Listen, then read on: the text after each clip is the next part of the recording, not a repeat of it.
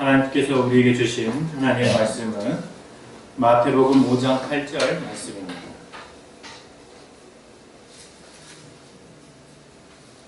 우리 큰 소리로 함께 읽도록 하겠습니다. 시작.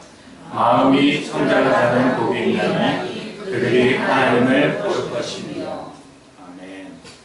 요즘 신문 기사나 뉴스를 보면 중국에서 폐 패스트 환자가 발생했다라는 그런 기사를 보았습니다. 여러분도 보셨습니까? 그것이 돼지열병이 우리나라에 중국으로부터 이렇게 유입돼서 많은 피해를 입혔듯이 또한 그 패스트병이 우리나라에 또 들어와서 또 많은 질병을 일으킬까봐 우려와 걱정을 하시는 분들이 참 많습니다. 이 패스트가 왜 걸리는지 아십니까? 알려지기는 쥐벼룩. 이게 이제 사람의 발을 물어가지고 그것이 발병을 하는데 거기서 끝나는 것이 아니라 이 병은 그 패스트균이 호흡기, 기관지를 통해서 사람과 사람 사이에 전염이 되는 병이기 때문에 아주 치명적이라고 할 수가 있죠. 그러나 초기에 이렇게 잡게 되면 약을 투여하게 되면 금방 쾌유할 수 있는, 완치될 수 있는 그런 병인데 그것을 방치하게 되면은 아주 치명적으로 죽음에 이르는 그런 아주 무서운 병입니다. 중세 유럽에는 이 패스트가 걸려가지고 유럽 인구의 총 3분의 1이 죽었다라는 그런 기록도 있지요. 그만큼 그 당시에는 굉장히 위험한 그런 질병이었습니다. 이 패스트의 원인으로 이렇게 잡게 된 이 쥐벼룩, 그 당시 유럽에 왜 이렇게 이 패스트가 잡히지 않았는가? 그 당시에 길거리의 위생 상태나 거리의 배수 시설이나 이런 것들이 매우 좋지 않았기 때문에 지들로 하여금 그 병이 더 많이 확산되었다라는 그런 내용이 있습니다. 청결해야지 병도 안 걸리고 장수할 수 있는데, 그렇죠? 우리의 주변 환경과 또 우리의 몸이 깨끗해야 또 건강하게 또 살 수가 있는 것입니다. 그래서 이 환절기 때 감기 조심하시기 위해선 꼭 손과 발을 자주 씻으시고 그렇게 뜨거운 물 자주 드시고 그렇게 건강을 잘 유지하시기 바랍니다. 오늘 이 본문은 그래서 이 청결함과 함께 연결되어 있는 그런 말씀이다 라는 것이지요. 이 청결, 사전적 의미로는 맑고 깨끗함이라는 뜻을 가지고 있는데 또 청소하다는 북한말의 어떠한 표현이라고 해요. 그래서 우리가 청결이라는 것은 청소하다라는 그 우리나라에서 지금 사용되어지는 말이 아니라 북한에서 사용되어지는 구어체 말이 우리에게 지금 자리 잡은 단어가 바로 청결이다 라는 표현이라고 하는 거죠. 이게 헬라어로는 카사로스라고 합니다. 카사로스. 이 카사로스가 성서 바깥에서 이렇게 사용될 때는 순수하게 물리적 그런 의미에서만 사용되었다고 그렇게 해요. 그래서 우리가 때가 이렇게 옷에 바깥에 나갔다 오면 때가 이렇게 묻지요. 그런데 이 때가 묻지 않은 아주 순수하고 깨끗한 옷의 상태를 표현할 때 바로 이 청결하다라는 그런 뜻을 사용을 했다고 해요. 그리고 흠이 없는 혹은 섞임이 없는 그리고 이물질이 없는 그런 사물과 관계를 지을 때 또 이 단어를 사용을 했다고 합니다. 그래서 이것이 크게 세 가지로 이렇게 보통 사용되는데 첫 번째가 육체적, 그리고 두 번째가 의식적, 그 세 번째가 도덕적으로 사용되어졌다고 해요. 육체적으로는 완전하고 아무 상처나 결핍이 없는 동물에 대해서 사용할 때 흔히 성서에서도 그런 흠없는 어린 양을 하나님 앞에 예물로 드리라 라고 한 것처럼 흠이 없는 그 깨끗한 상태의 동물 혹은 사람을 칭할 때 이 카사로스를 사용했다고 하는 것이죠. 그리고 의식적으로는 정결한 사람, 그러니까 성전에 들어가기 위해서 죄악되고 더러운 마음을 가지고 있는 것이 아니라 죄에 오염된 상태로 들어가는 것이 아니라 깨끗한 마음으로 주님 앞에 나아가는 것, 성전에 나아가는 것, 성막에 가까이 가는 것, 이것이 바로 의식적인 정결 혹은 청결함이라고 사용되었죠. 마지막 세 번째, 도덕적으로는 오점이 전혀 없는 더러운 것이나 죄책이 전혀 없는 상태, 이 세 가지를 표현할 때 이 청결이라고 사용했다는 것이죠. 그래서 오늘 본문에는 이 신약에서는 청결이라는 단어로 사용되었지만 이것이 구약으로 사용되어질 때는 정결이라는 단어로 우리나라 말로는 성경으로는 번역이 되어 있다라는 것을 기억하시면 되겠어요. 그래서 이 단어라는 단어가 특별히 신약에서 많이 사용되기보다는 구약에 이 정결이라는 단어로 더 많은 빈도수가 158개의 그 빈도수를 사용하는 매우 자주 언급되는 단어였다라는 것이죠. 그래서 이제 구약의 용례, 구약에는 이것이 어떻게 사용되었는가 라는 것을 우리가 좀 더 살펴보도록 하겠습니다. 의식적인 정결함, 아까도 얘기했던 것처럼 먹는 것이 허용되었던 동물과 먹지 말아야 할 동물이 구별되어 있는 거 아시네요? 구약 성경에 그렇게 되어 있어요. 그래서 두 발이 굽이 갈라져 있는 동물 이런 건 먹지 말고 뭐 또 대세김질 뭐 하는 건 먹지 말고 여러 이 부정한 것과 정결한 동물이 이렇게 하나님에 의해서 나뉘어졌다라는 거예요. 그래서 이 정결한 부정하지 않은 동물을 지칭할 때도 이 단어가 사용되었다라는 것이죠. 그리고 의식적인 씻음, 제의법들을 모두 지킴으로 비롯한 정결함. 그래서 제사장들은 그 제사를 드리기 전에 항상 물두멍에 손을 닦고 정결의식을 행했다라는 것을 우리가 볼 수가 있습니다. 그리고 율례와 규정들을 준수하는 일과 관계된 정결함을 표현할 때도 이 단어가 사용되었어요. 그래서 이 단어는 레위기와 출애굽기에 가장 빈번하게 그 성막과 또한 율법을 이야기할 때 가장 많이 사용되었다라는 것을 알 수가 있습니다. 그래서 이것을 구체적인 예로 소개를 해드리자면 그 당시에는 식사를 하기 전에 손을 씻었어요. 근데 이 손을 씻는 것도 어떤 의식이었다라는 것이죠. 그래서 손을 씻는 방법이 있었습니다. 이렇게 두 손을 먼저 하늘로 이렇게 올려요.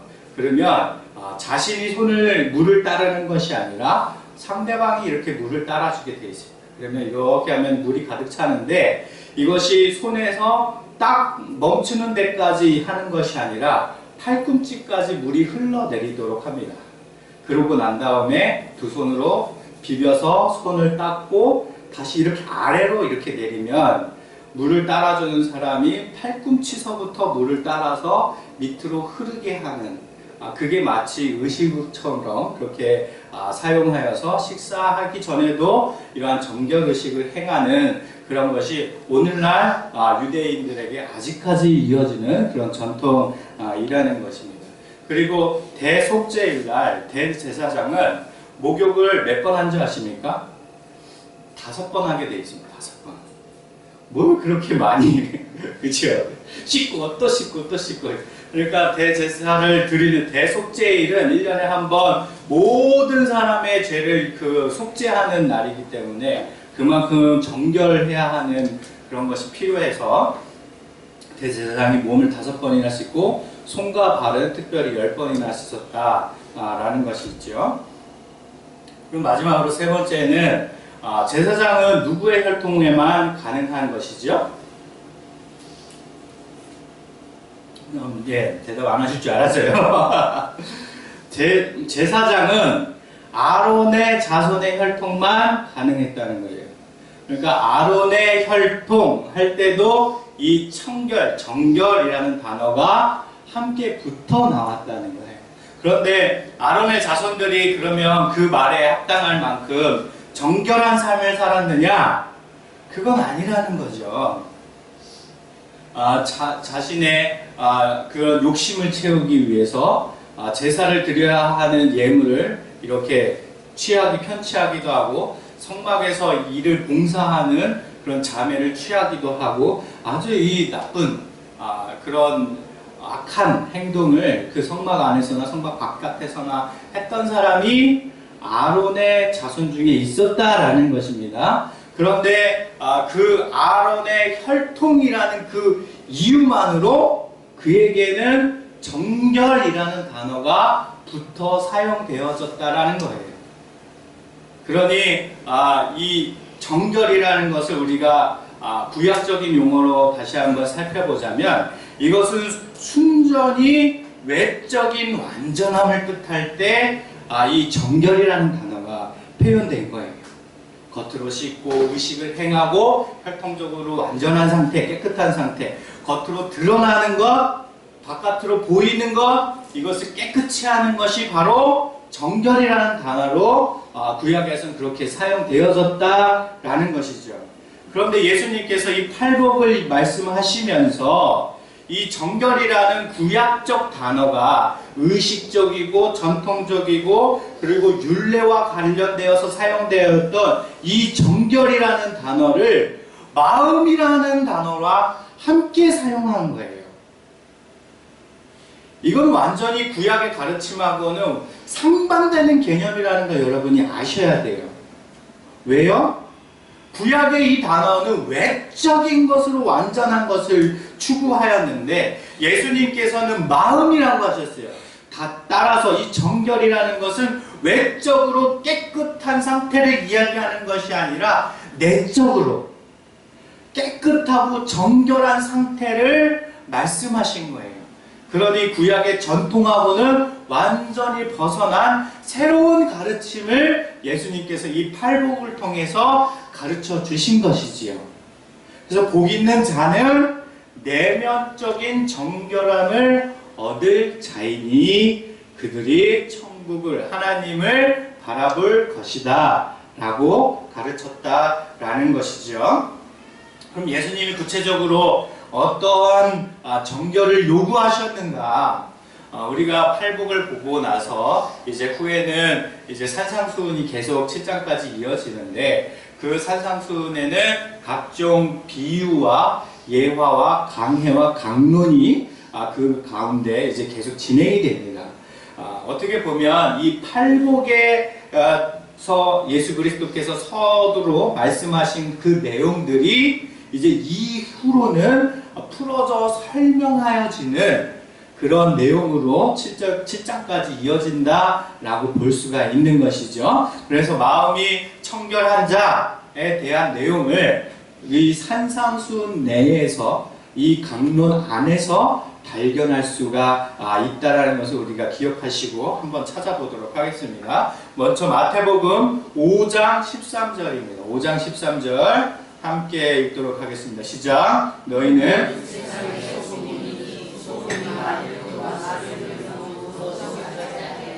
후에는 아무 쓸데없어 다만 밖에 버려져 사람에게 닦을 뿐이다. 이 소금을 통해서 정결함을 예수님께서 말씀하셨는데 이게 무슨 뜻이냐? 우리나라에서는 이 천일염이라고 하면은 무엇이 먼저 떠오르나요? 염전, 그죠? 염전이 떠오르죠. 우리는 해수를 이렇게 모아가지고 한 데다 이렇게 하면은 물이 수증기가 증발을 하면서 이 소금 결정체가 남아서 이것을 모아서 이렇게 판매하거나 이것을 섭취하는 것이 우리나라가 이해하는 소금에 대한 천일염에 대한 개념이에요. 그렇기 때문에 바닷물을 증발시켜서 남은 결정체를 먹는 것이기 때문에 이것은 순도가 굉장히 높은 최상급의 그런 소금이라는 것이죠. 그런데 이 팔레스타인 지역에서는 이 소금을 해안가에서 얻는 것이 아니라 내륙에서 얻었어요. 어디서 얻었을까요? 사해.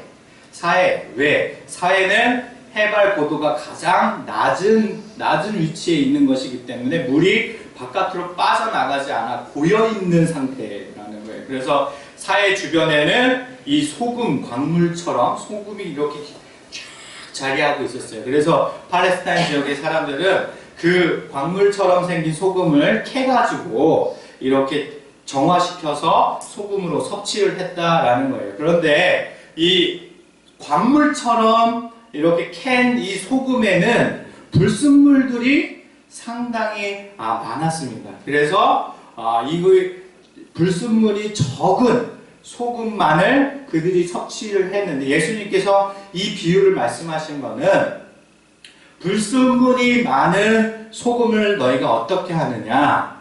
바깥에다 뿌려서 사람에게 밟힐 뿐이다 라는 표현이 무슨 내용이냐 하면은, 우리가 어렸을 때 그런 적 있으셨는지 전 모르겠어요. 저 어렸을 때는 그랬는데, 운동장에 모래 많이 날린다고 선생님들이 소금 가져오라고 시키지 않으셨나요? 그랬죠. 저 다닐 때도 중학교 때까지는 소금을 가져오라고 그랬어요. 그래서 체육 시간에 그 소금을 가지고 나가가지고 운동장에 이렇게 뿌려가지고 먼지가 많이 일지 않도록 그렇게 했던 기억이 있는데, 지금 그것이 유대인들에게도 동일하게 사용되어진 거예요. 하도 그 지역에는 모래와 돌들이 많기 때문에 매 바닥이 먼지 투성이일 거 아니에요. 그죠? 그렇기 때문에 그 불순물이 많은 소금은 식용으로 섭취하지 않고 땅에 뿌려서 먼지가 일지 않도록 그렇게 사용했다라는 것이죠. 그렇기 때문에 이것이 정결함이란 단어랑 같이 사용되어진 것은 불순물이 없는, 섭취 가능한 그런 깨끗한 상태의 소금을 말할 때 이 정결이라는 단어랑 함께 사용되어졌다라는 것이죠. 그렇기 때문에 너희는 소금이다, 빛이다 말하는 것은 우리가 안에 불순물이 빠진 상태, 하나님을 향한 온전한 마음, 주 예수 그리스도를 따르고자 하는 그런 순수한 마음, 이 상태를 가르쳐 소금과 같은 너희 라는 표현을 우리에게 주셨다라는 것이죠. 그리고 마태복음 5장 27절, 28절에는 이제 이 비유를, 이 정결함이라는 것을 또 다른 비유로서 이야기하신 것이 나옵니다. 한번 읽어보도록 할까요? 시작. 또 간음하지 말라.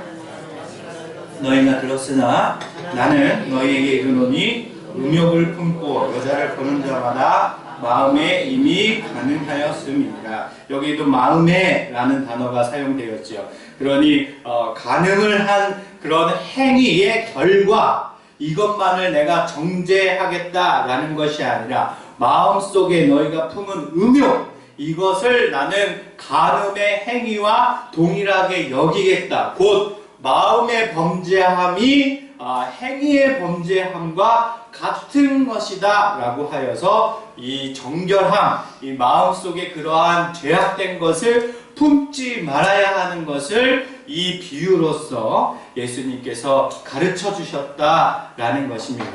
그러니 이 비유를 우리가 들을 때에 마음으로 음욕을 품지 말아야지 라는 결론으로 가는 것보다 이것이 정결하다라는 그 예수님의 말씀의 비유로서 사용되어졌다라는 것을 꼭 기억하시고, 다음 후에 산상수훈 말씀을 더할 때 꼭 그것을 기억하여 이해하시기 바랍니다. 마지막으로 마태복음 6장 21절입니다. 함께 읽겠습니다. 시작.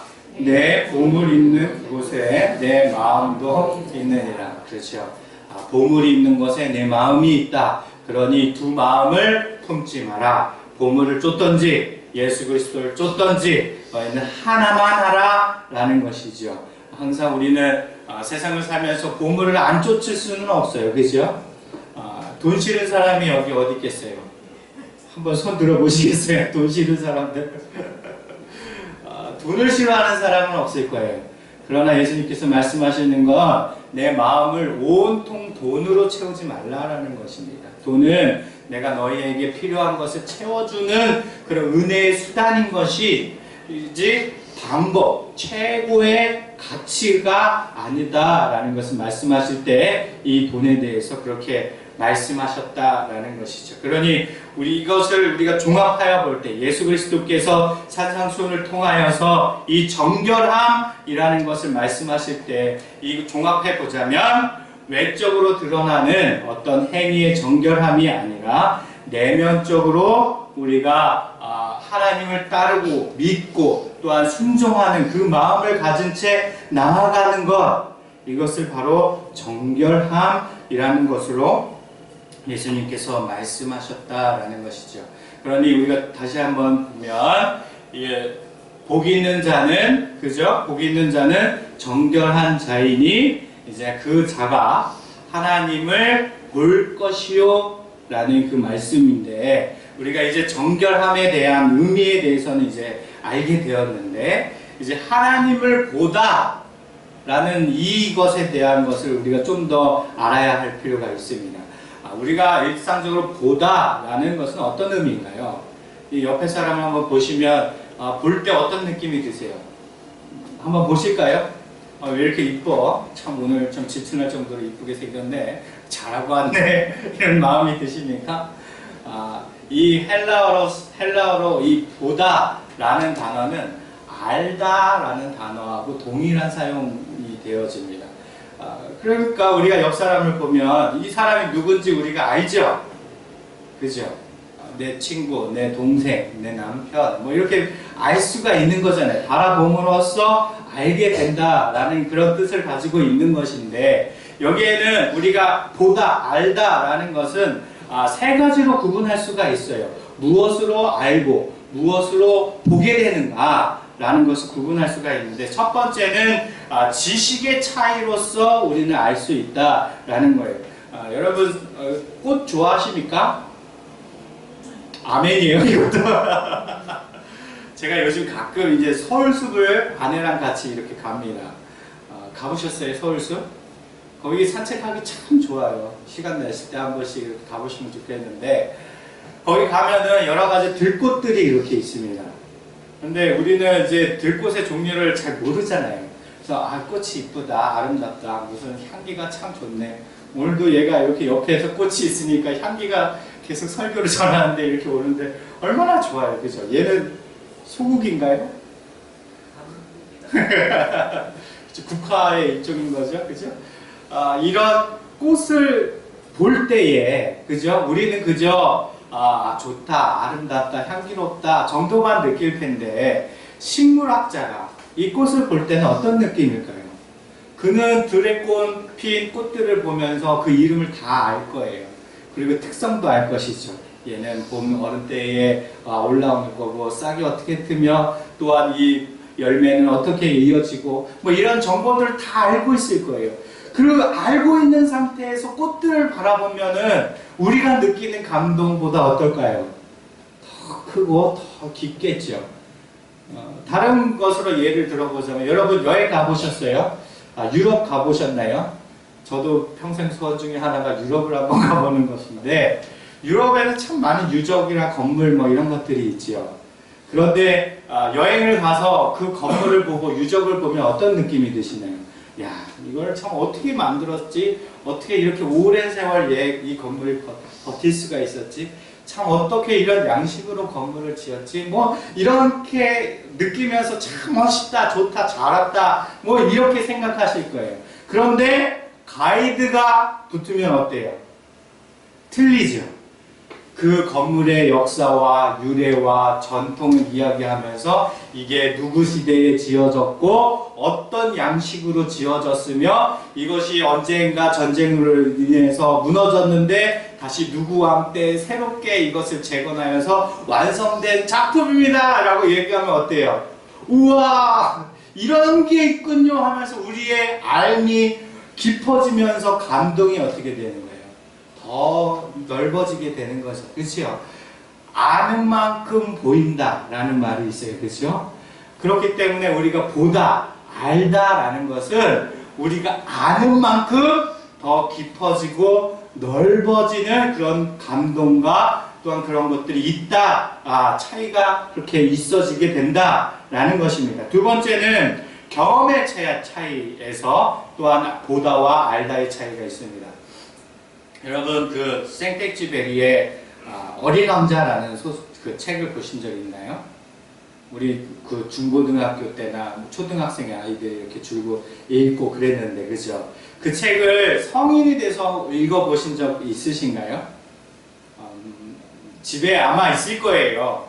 자녀들 책방이나 이런 데 보시면 있을 때 한번 읽어보십시오. 그 책이 어릴 때 느꼈던 그 감동과 성인이 되어서 느끼는 그런 감동의 차이가 참 많다라고 알려져 있는 그 책이에요. 어릴 때는 그냥 우리가 웃어넘기거나 혹은 그냥 재미로만 느꼈거나 혹은 아무 감동도 없이 지나쳤던 일이 나이가 들어서 같은 일을 겪을 때에 느껴지는 그런 감정과 그 깊이와 감동이 좀 많이 달라지는 것을 여러분 경험해 보신 적 없으십니까? 제가 이 말씀을 준비하면서 어릴 때가 생각이 났어요. 제 중학교 때 별명이 뭔지 아세요? 짱아치였어요. 왜 짱아치였을까요? 맨날 어머니가 도시락 반찬으로 짱아치 싸주셔서 별명이 짱아치예요. 너 맨날 짱아치만 먹냐고, 이 짱아치야! 이게 제 어릴 때 별명이었어요. 그만큼 저희 어머니가 오이 짱아치를 그렇게 자주 해주시고 늘 반찬으로 올라와 있었고 학교에서 매일 먹는 그런 도시락 반찬이 이 짱아치였어요. 저도 남들처럼 좀 소세지나 뭐 햄 좀 부어줘서 좀 주시면 좋을 텐데 늘 아무튼 그 짱아치를 제가 먹었던 기억이 나요. 그렇던 이 짱아치가 그 당시에는 참 어떻게 보면 매일 밥상에 올라오는 흔한 짱아치였고 어떻게 보면 때론 친구들한테 놀림을 받는 그런 반찬이어서 좀 이렇게 싫은 그런 짱아치였는데 나이 들고 나서 그 짱아치가 그리울 때가 있어요. 그럴 때 없나요? 그래서 아내랑 같이 그게 옛날 생각이 나서 이렇게 만들어 먹으려는데 먹으면 그 맛이 안 나요. 이 참 왜 그럴까요? 어딜 가서든 그 어머니가 해주셨던 그 짱아치의 맛을 느끼는 데가 없어요. 그래서 잘 먹으려고 애를 써도 참 그게 이게 오이 짠지를 사가지고 물에다가 이렇게 해놓으면 그게 염분이 빠져나가야 되잖아요. 근데 얼만큼 빼야 되는지를 모르는 거예요. 노하우가 없으니까. 그리고 그거를 빼고 난 다음에 그 칼로 썰어가지고 양념을 해야 되잖아요. 얘를 뭐 간장을 넣어야 되는지 뭐 고춧가루를 넣고 무슨 약간 뭐 식초를 넣어야 되는지 모르는 거예요. 뭐 마늘을 넣든지 뭐 쪽파를 써서 넣어야 되는지 그 맛을 가까이 해보고 싶은데 그 맛이 안 나는 거예요. 어릴 때는 그것이 별로 귀하게 여겨지지 않고 흔한 것이고 어쩔 때는 부끄러운 것이었는데 나이 들어서는 그게 의미가 되어버린 거죠. 의미가. 이것이 바로 경험으로서 우리가 알게 되는 이 알다와 보다라는 개념으로 우리가 이해할 수가 있습니다. 비단 이것이 뭐 우리가 향수를 일으키는 그런 것에만 사용되어지겠습니까? 다른 것으로도 적용을 할 수가 있게 되겠죠. 세 번째는 마음의 생각의 차이가 또한 구분을 지을 수가 있습니다. 같은 현상을 보고도 달라지는 차이. 예를 들어서 제가 이 물컵을 들고 있는데 이 물컵에 물이 반만 있어요. 그죠? 그런데 어떤 이는 이것을 보고 반밖에 안 남았네 라고 생각하는 분이 있고 어떤 이는 반씩이나 남았네 라고 생각하실 수가 있어요. 그죠? 사물을 바라보며 우리가 어떤 마음을 품고 있느냐 생각하게 되느냐 이것이 바로 보다와 알다의 차이를 또한 나누게 하는 데 사용되어진다라는 것이죠. 따라서 마음이 청결한 자가 복을 받아서 하나님을 보다 알다라는 것은 이렇게 하나님께서 우리 마음을 정결하게 하셔서 우리가 그 정결한 삶을 살아낼 때에 얻게 되는 지식과 혹은 경험과 또한 달라진 우리의 마음의 생각이 바로 그 하나님을 더 깊이 알고 더 은혜를 충만하게 느끼며 하나님의 그 형상과 영광을 온전히 바라보게 되는 것으로 이어진다라는 것이죠. 이해가 이제 되시나요? 이렇게 우리는 예수 그리스도를 통하여서 은혜를 받은 자로서 우리 삶에 두 가지 마음을 품는 것이 아니라 온전히 한 마음으로 주님을 바라보아 우리 안에 정결함으로 청결함으로 나아갈 수 있게 되는 것입니다. 그로써 하나님을 우리가 온전히 알게 되고 그 알게 됨은 말씀을 통하여 예배를 통하여 알게 될 것이고 또한 경험되어지며 기도와 또한 응답이라는 것 믿음과 순종이라는 것으로 우리가 하나님의 살아계심과 어떠하심을 경험하게 되고 우리가 속한 이 사회를 또한 그것으로 지식과 경험으로서 바라볼 때에 어떠한 마음으로 살아가야 되는지를 알게 됨으로써 비로소 하나님의 뜻과 계획하심과 그런 영광을 우리가 바라보며 나아갈 수 있게 된다라는 것이지요. 그래서 오늘 사용되어 이 바라보다라는 단어는 시제가 미래 시제로 사용되었지만 이것이 현재와 미래에 동시에 이루어질 수 있는 그런 단어로 해석되어질 수 있다라는 것입니다. 따라서 우리는 그렇게 정결한 마음으로 그 믿음을 가지고 세상을 살아가다 보면 이 땅 가운데 하나님의 뜻을 살필 수 있고 바라보며 나아갈 수 있을 것이고 궁극적으로 우리가 주님 품에 안기는 그날 하나님의 영광을 우리가 두 눈으로 바라보게 될 것입니다. 우리가 신앙이 깊어지면 모세와 같이 오직 주의 영광을 내게 보이소서라는 고백이 입술에 지어질 것입니다. 그리고 욥과 같이 고난과 슬픔과 아픔과 괴로움 중에서 내가 육체 바깥에서 주를 바라볼 줄로 생각했었는데 내가 이제 육체 안에서 주를 바라보나이다 라는 고백을 하는 그런 순간이 찾아올 것입니다. 그러니 일상의 삶 가운데 우리가 마음을 주장하시고 두 마음으로 살아가는 것이 아니라 오직 예수 그리스도를 믿는 믿음의 마음으로 우리가 살아갈 때 이런 주님의 은혜와 은총과 영광을 바라보게 될 줄로 믿습니다. 그것을 쫓아 우리가 나아가는 사랑하는 만남의 교회 모든 성도님들 되시기를 주님의 이름으로 축복합니다. 아멘.